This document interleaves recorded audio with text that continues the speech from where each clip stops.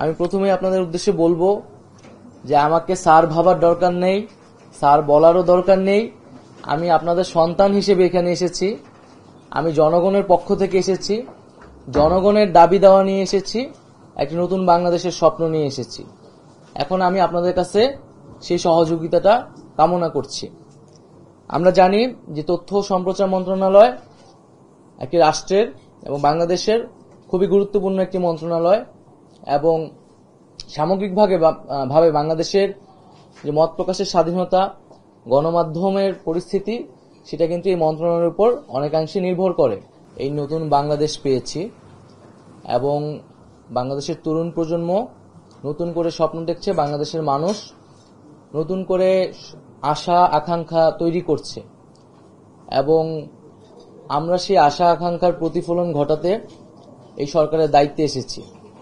অনুরোধ থাকবে যে এই আকাঙ্ক্ষা আমরা আবার নতুন করে তৈরি করছি, যে পুরো বাংলাদেশকে পুনর্গঠন করা, একটি নতুন বাংলাদেশ তৈরি করা, এবং এমন একটি বাংলাদেশ তৈরি করা যেখানে এই ধরনের ফ্যাসিজম বা স্বৈরতন্ত্র আর কখনোই তৈরি হতে না পারে।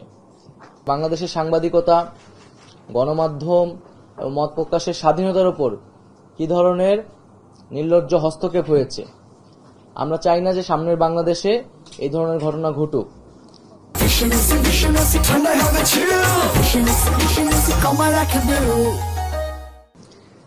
আমরা বিভিন্ন সময়ে গণমাধ্যম কর্মীদের থেকেই শুনেছি বা আরো বিভিন্ন মানুষের কাছ থেকে শুনেছি যে আমাদের এখানে মত প্রকাশের স্বাধীনতার উপর নানাভাবে বাধা তৈরি করা হয়েছে, এবং যেহেতু ফ্রিডম অফ প্রেস যদি না থাকে, ফ্রিডম অফ স্পিচটিও কিন্তু নিশ্চিত হয় না।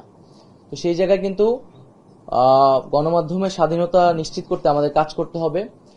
সেই জায়গায় বিভিন্ন ধরনের আইন এবং বিধিনিষেধ রয়েছে, যেগুলো নিয়ে সমালোচনা রয়েছে।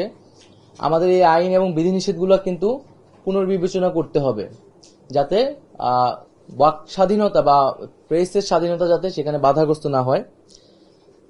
দ্বিতীয়ত, আমাদের এই আন্দোলনে ছাত্র জনতা, শ্রমিকদের পাশাপাশি কিন্তু প্রচুর সাংবাদিক শহীদ হয়েছেন, আহত হয়েছেন। আমি জানি না এখন পর্যন্ত কি উদ্যোগ নেওয়া হয়েছে, কিন্তু দ্রুত সময়ের মধ্যে এই সাংবাদিক যারা এখনো আহত অবস্থায় আছেন এবং যারা শহীদ হয়েছেন তাদের পাশে এবং তাদের পরিবারের পাশে আমাদের দাঁড়ানো উচিত।